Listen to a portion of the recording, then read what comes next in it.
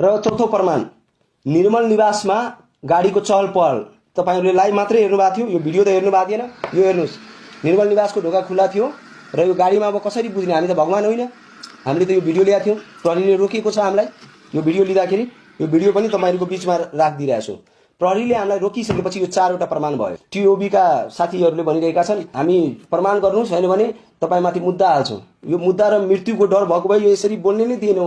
हामी मात्रै पत्रकारिता गरिरहेका छौं। कसै तपाईहरुले मलाई चिन्नु भएको थियो, मैले तपाईलाई चिनेको थिएँ, तर तपाईहरुको प्रतिक्रिया हेरेपछि आज लाग्यो यो सबै कुरा देखाइदिउँ। ल अब तपाईहरु मूल्याङ्कन गर्नुस्, तपाईहरु नै अनुसन्धान गर्नुस्, सम्पूर्ण नेपाली जनता अनुसन्धान गर्नुस् यो सबै कहाँबाट भइरहेको छ, के भइरहेको छ, यो गाडी कहाँको, यो पिस्तौल सही हो कि गलत हो। यो गाडी भटभट भटभट भटभट त्यो बन्दुक चलेको जस्तो आवाज निकालेर त्यो प्रोटेस्टमा शान्तिपूर्ण प्रोटेस्ट थियो नि त जेन्जीहरुको, त्यो शान्तिपूर्ण प्रदर्शनमा भटभट भटभट त्यो के गरे हो। त्यो मैले कसैलाई केही आरोप, म न्यायाधीश होइन पहिले भनिसके, मेरो काम देखाउनु हो, सही गलत बुझ्ने कुरा अदालतको हो। अब त दिवाकर केही बोल्दैन, अब चुप लागेर बस्छ अनि यसको बारेमा जे लेखे पनि हुन्छ, जे बोले पनि हुन्छ। त्यति कहाँ सजिलो छ र?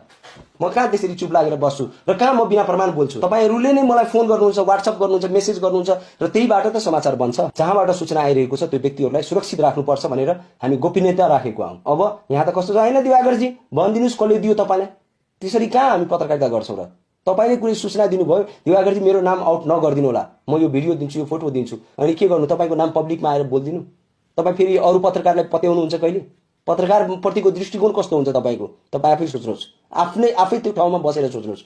यस्ता धेरै कुरा हुन्छन् जुनमा गोपनीयता नै ठूलो कुरा आधार हुन्छ। अनि मान्छेहरु लेख्छ सूचनाको स्रोत के हो बताउनुस्, थाहा छैन। सूचनाको स्रोत बताउँदै हिड्ने हो, म जवाफ दिन चाहन्छु तिनीहरुलाई।